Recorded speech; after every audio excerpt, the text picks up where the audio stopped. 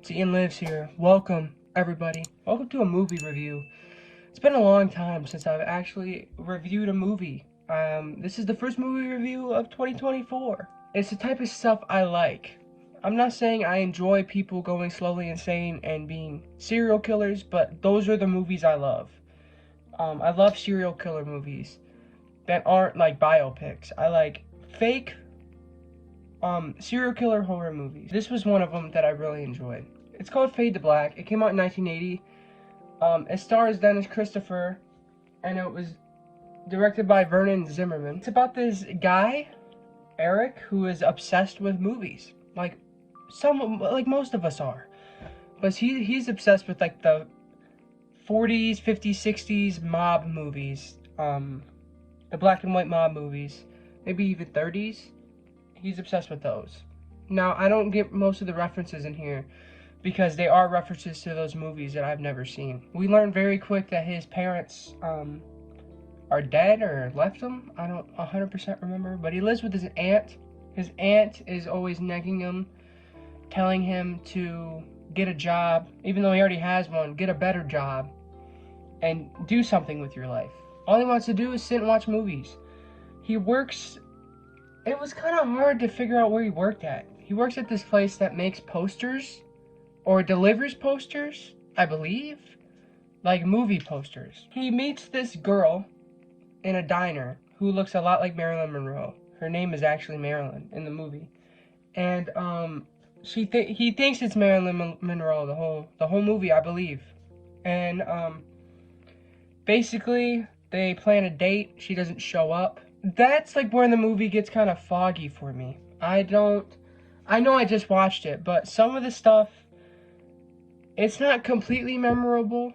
Like, it's nothing to talk about, worth talking about. It's all set up for when he's going insane. He does start to go insane. Now, I believe this came out when everyone was saying that all of these recent crimes that were happening were all because of movies. Movies were making people do crimes, making them do bad things. That's like what this movie's about.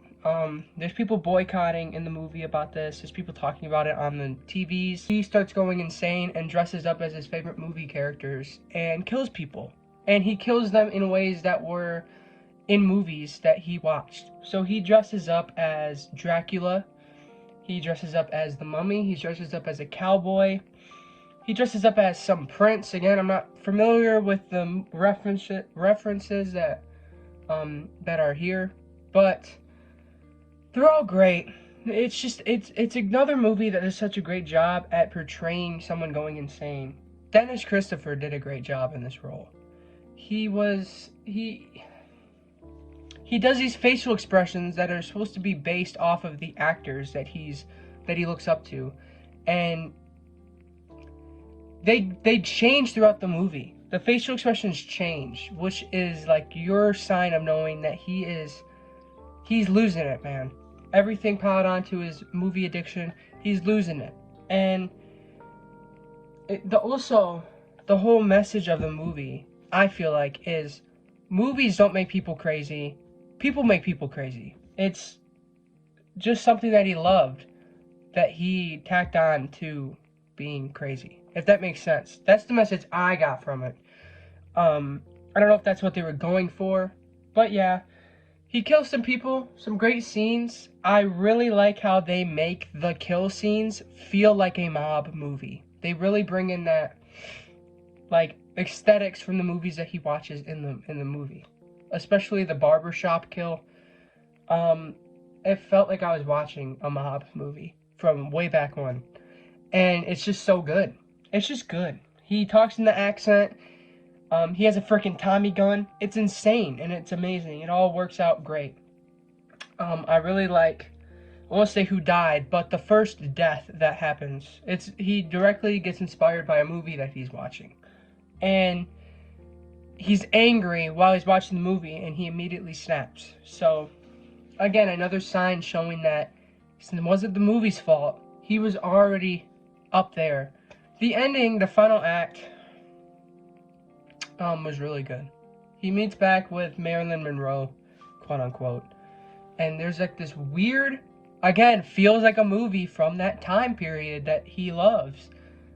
This weird, when he's dressed as the prince, she dresses up, they do this weird dance, and then shit goes down. He ends up on top of a building trying to replicate this scene from a movie, again, I'm not familiar with, but it ends on a really good note. Because these people really didn't want to hurt him. They knew that there was something wrong with him. The whole movie, I really like that. There's this one detective guy, who, I don't even think he's a detective. He was like an assistant. He wanted to be a cop. But he really cared about the kid. All of them cared about the kid. I think that they all knew that it's not the movie's fault. That's the whole point of the movie.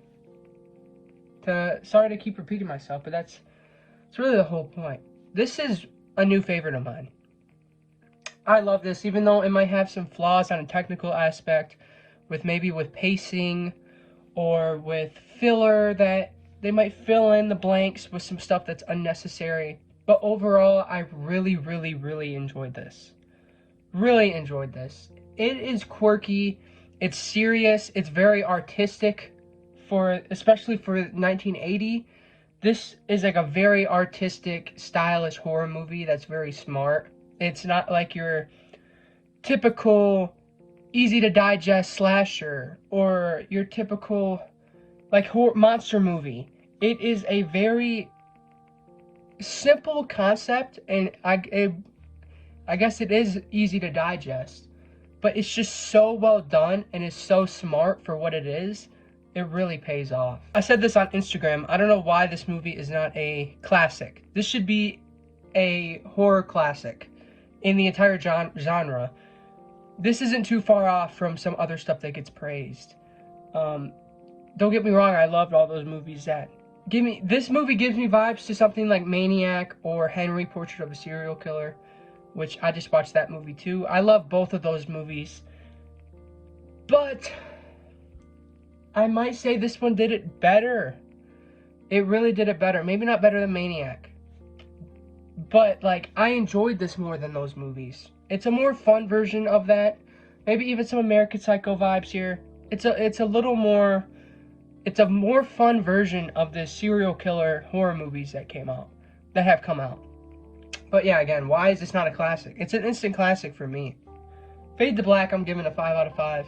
No questions asked about it. Maybe I'm being too biased or recency bias, but Fade to Black I loved.